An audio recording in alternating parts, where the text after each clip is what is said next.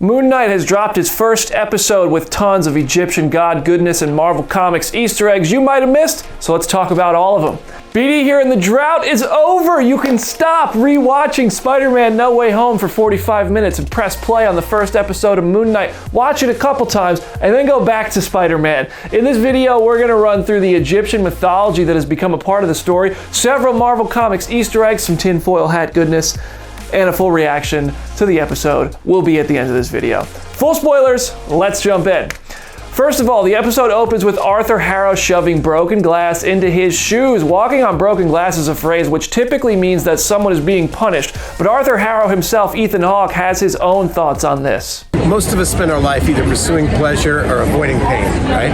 And the true spiritualist is trying to get off those two habits. So he embraces pain and avoids pleasure. So he puts a little glass in his shoe. That'll wake you up in the morning. It's better than a cup of coffee, my man. Arthur Harrow is a character from the pages of Marvel Comics who was one of Moon Knight's early villains in 1985. A scientist, Dr. Harrow became a Nobel Prize candidate for his work in the field of pain theory. While he claimed to be working on animals, he had actually been using humans as test subjects in Auschwitz. Dr. Victoria Grail caught on to his lies and ultimately worked with Moon Knight to track down Harrow and prevent his horrible efforts from continuing. It does seem that Ethan Hawke's Harrow could be influenced by Sun King from comics as well, a character who becomes obsessed with Moon Knight and engages in some psychological warfare against Marc Spector to make him doubt himself and the god Khonshu. He also grows a massive cult-like following, which we see in this episode from Arthur Harrow. Tying Sun King and Moon Knight together in the books is their shared history of being patients of a character named Dr. Emmett. In the books, Moon Knight does have several personalities, but Stephen Grant seems to have gone through the biggest changes for live action. Marvel Comics see him as a billionaire who funds all of Marc Spector's adventures, but you've heard that one before. That's Batman, right? What are your superpowers again? I'm rich.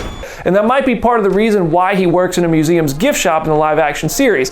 Marc Spector is a mercenary who comes equipped with all of the fighting skills, and then there's also Jake Lockley, a cab driver who is the informant of the bunch that gets all the info on what's going on the ground. So far, we've only met Mark and Steven in the show, but someone had to ask the co-worker from the gift shop on that date, right? And presumably, that person also had to have Steven's English accent, which Mark doesn't have. What is with this accent? What? Maybe that's Jake Lockley, or maybe that's a new personality named Scott, considering the security guard called Steven Scott on his way out, right? I told you we're putting the tinfoil hat on, we're back, okay? There's some dialogue about the Great Pyramid of Giza and having to have a heart to pass through underworlds in Egyptian mythology, which makes me think both of those points could be relevant later in the series. We know that the show is going to Egypt, and promos have shown us some big purple eruptions from the pyramids, so maybe one of Mark's personalities is going to have to be the one to use the heart and maneuver some godly dealings in the future. And speaking of godly dealings, we are introduced to the concept of the Egyptian Ennead. The Ennead is an ensemble of 9 gods, which can sometimes change which gods are in it depending where you Google search it, but 2 are missing, as Stephen Grant points out on the museum's display.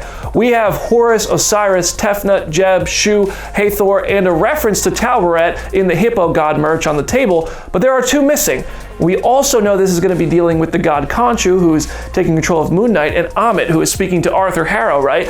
So maybe those are the 2 gods who are taking the places of the other 2 in the Ennead, and Marvel is putting their own twist on it for the Marvel Cinematic Universe. We see the head of Khonshu on a cover of a book in Steven's apartment, and as he reads through Egyptian god history, his podcast asks him if he can find a chapter he wants to be a part of, and spoiler alert, he's part of it. Stephen waking up in the field seems to indicate that every second Mark gets to control their body, he is chasing after Arthur Harrow and following Khonshu's orders.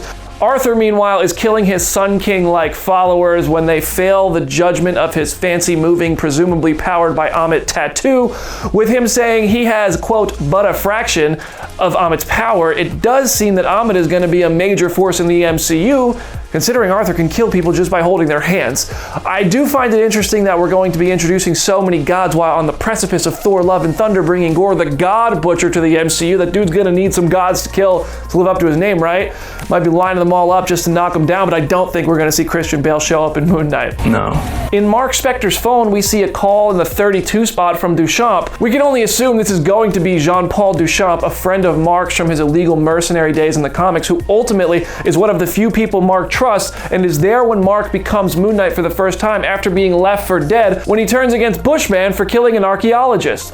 That's when Khonshu said, "Here, take these powers," and Marc become Moon Knight. Duchamp first appeared in Werewolf by Night 32, that's why he's number 32 in the call log, and that's the same issue that featured the first appearance of our boy Mooney. Reaction time. I think this was the best premiere episode for any Marvel Disney Plus show so far. I love the mystery baked into it. I love the character moments like Steven being sad and alone after screwing up a date, and that can be juxtaposed with him fighting a jackal. I love the continuous shot Mohamed Diab crafted in the bathroom with all the mirrors as the jackal approached, and I love the fact that we got Moon Knight fully formed in the first episode rather than the last episode. That's been a trend on Disney Plus, and getting the hero right out of the gate is super rewarding and fulfilling. I think Oscar Isaac and Ethan Hawke just put on acting clinics here in episode 1, and it's interesting to see a Marvel Studios show that is so entirely standalone and violent with so few connections to MCU history. Even though we know this guy is going to have crossovers later, it's nice to see him get his first story on his own. I've seen the first 4, and 1 and 4 are my favorite episodes of the bunch so far. I honestly don't know how you make this episode much better other than maybe improving a couple of questionable CGI moments, if I'm nitpicking, but really I thought it was great. I'm giving this episode 10 out of 10. Good, yeah, very good, very good. Yeah. What did you think about the Moon Knight premiere? Did you catch any Easter eggs that I might have missed? Drop them in the comment section and subscribe to our new Phase Zero channel on YouTube for live shows, exclusive interviews, and breakdowns like this one. Hit me up at Brandon Davis BD on any platform to talk more, and enjoy the show.